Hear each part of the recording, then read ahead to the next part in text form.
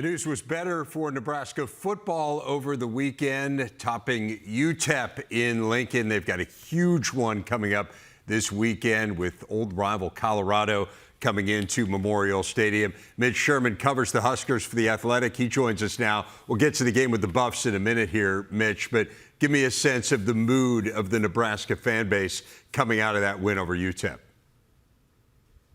Hungry, I would say. It's obviously been a long time for the Nebraska fans since they've been able to celebrate a good start to the season. Nebraska hadn't won a season opener since 2019, hadn't opened at home since 2019. So a long time coming. The feeling that Nebraska fans enjoyed after that win against UTEP on Saturday. But as soon as that one was over, there was excitement and anticipation about what's to come this week. Obviously, a bigger challenge with Colorado coming into town and so much historical significance and relevance to the history of Nebraska football and importance to the future of this program with what's going on Saturday night in Lincoln.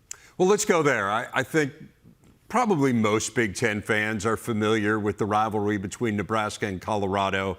But since Nebraska joined the Big Ten 13 years ago, it's only been a sporadic series here with the Buffs. So maybe for people who need a little bit of a refresher, help them understand the nature of this rivalry pre-2011.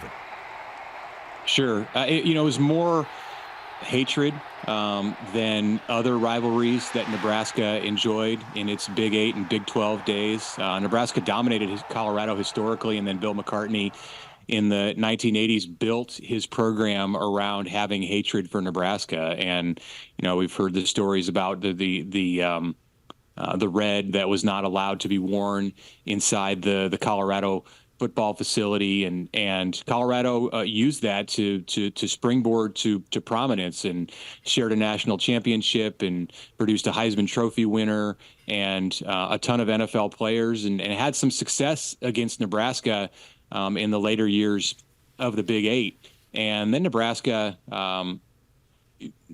took over again the series, and then the 2001 game happened, which was a 62-36 Colorado victory against an undefeated number 1 ranked Nebraska team in Boulder. And many people will point to that game as the beginning of the end of Nebraska's dominance in college football. And while Nebraska did win several games against Colorado in the years after that, it was really never the same program that we saw in the 90s. So there's bad blood, there's history, and there's a ton of swings on the sides of both programs when it comes to the way that they've played in this game and the way that they've reacted and progressed after these games. So that's the backstory of the rivalry. How about this specific game? It's funny. I remember the beginning of the Scott Frost era, the very first game, right, was against Colorado, and they lost kind of a heartbreaker there at the end, and we all know how things went from there on in for Scott Frost. That felt like just an enormous game. To me, so much of it was the anticipation. This is different because it's year 2 now under Matt Rule.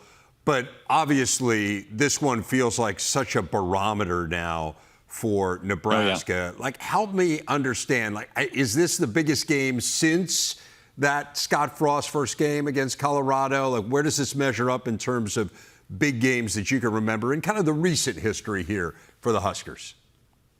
Yeah, in a lot of ways, this is bigger than that 2018 game against Colorado. The anticipation was probably just as high for that one because it was game 1. It was supposed to be game 2, but the week before against Akron was rained out. So there was an anticlimactic debut for Scott Frost and his program at Nebraska in 2018. And that game looked great from the start. Nebraska had a true freshman quarterback in that one, Adrian Martinez, just as it will have a true freshman quarterback in Dylan Raiola on Saturday night. And things looked good until the end. Martinez got hurt, and that set Nebraska tumbling on a really bad start to that year.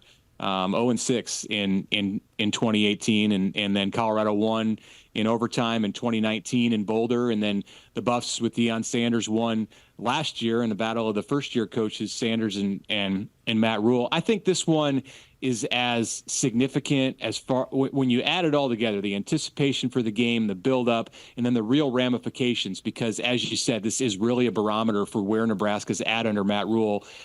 plus the atmosphere, a night game under the lights at Memorial Stadium. It's as big as any game that's been played in this stadium since Miami came to town in 2014. It is certainly my sense that the Husker fan base is squarely behind Matt Rule, thinks really highly of him. That's kind of the perception I've had, somewhat from afar, but even in the brief time that we're able to spend there when you go to training camp. But how big is this game for him? I mean, does he need to win this game to kind of solidify that? Or is the leeway such that were they to lose, no one would be jumping off the boat here? Well, I don't think you're talking about anything with like security of his job. No, and I'm not asking that. Yeah, sure. I mean, his position is secure, of course, for the long term. If for nothing else, because of the money that they're paying him, but also because of the buy-in that he's received from Nebraska fans over the last year plus. It's huge for just the trajectory of this program. Yeah. For recruiting purposes, Nebraska has a ton of kids in the 25 and 26 classes on campus that they are targeting and just need to get over that hump to prove something to players that they want to get into this program. You know, it's one thing to get Dylan Raiola, who was the son of a former Nebraska All-American and the nephew of Nebraska's offensive line coach. It's another to get five-star talent out of other parts of the country that don't have that kind of a connection to Nebraska. And what it needs to do is show that it can win games on a stage like we're going to see Saturday night. There are, of course, other steps that you have to take after this, but to get to those steps, you have to win one like this first against a team from Colorado that was 4-8 last year. So it's not like Nebraska's playing Ohio State or even a Wisconsin or Iowa on this weekend, but Nebraska hasn't won any of those games, including these kinds of games against Colorado in recent years, 0-3 since 2018, as we mentioned. So it's huge for Nebraska to take a step in building its program. You mentioned Dylan Raiola. He has been a huge part of the story of this offseason and certainly lived up to the hype in that game against UTEP. How have you seen him handle all the attention here, Mitch? Yeah, as good as you could expect, better than you could expect for a true freshman. He's unflappable. Doesn't seem to have any issues with being in the spotlight. He handles all the media stuff really well. You know, he's natural in that kind of role where you just showed him first off the bus on Saturday in the season opener, his first game. You know, he's leading the team off the bus. He's leading the team out of the huddle. Didn't show any kind of nerves with the way that he came out and operated the offense, led a 70-yard touchdown drive first time with the ball, didn't turn it over in his first start. He went through progressions. He made the right throws. He was good in a 2-minute drill at the end of the first half. Nebraska's offensive coordinator, Marcus Satterfield, said he was like a surgeon in what he did. So probably even better than what people expected, and people had very high expectations going into this thing. Let's break down this game just a little bit. Colorado, a narrow win against North Dakota State in their opener. But, man, Shedeur Sanders was absolutely fabulous. Travis Hunter, both sides of the ball. I mean, I think you could certainly make an argument he's one of the best players in America. You got Jimmy Horn as well, really good wide receiver. What is the matchup that you believe that Nebraska has to win this game? Nebraska has an advantage at both lines of scrimmage. I think its offensive and defensive lines are stronger than Colorado's, and it doesn't just have to win those matchups. I think it has to dominate in those matchups because the edge at the skill spots, despite Nebraska's improvement, goes to the Buffs. Nebraska doesn't have a Shedeur Sanders, the kind of experience that he gained last year playing in the Pac-12 and playing at this level. Dylan Raiola's played one game. So, you know, while he may get to that level, it remains to be seen. Sanders has a huge edge in experience, and you have to give that nod to Colorado. And Nebraska is good at the receiver spots, much better than a year ago. But the Buffs, they've got it there too. As you mentioned, Travis Hunter's one of the best players in America, the best two-way player in America. He's going to be great on the defensive side and give Nebraska's receivers everything that they can handle out on the edges. So to make up for that, the Huskers have to win it in the trenches and have to win it big. You know, they put a ton of pressure on Shedeur Sanders last year, sacked him 6-7 times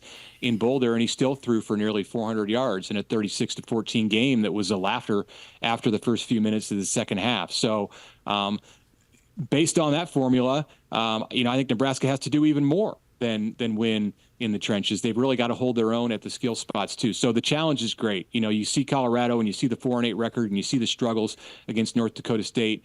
But Nebraska should not be overly comfortable about this matchup just because of that high-level talent that Colorado's got all over the field. Mitch Sherman, can't wait for this one on Saturday. Really a highly anticipated game for all the reasons that you outlined. It should be a fabulous day, fabulous night, I suppose, in Lincoln. Thanks, Mitch. Thanks, Dave. Appreciate it.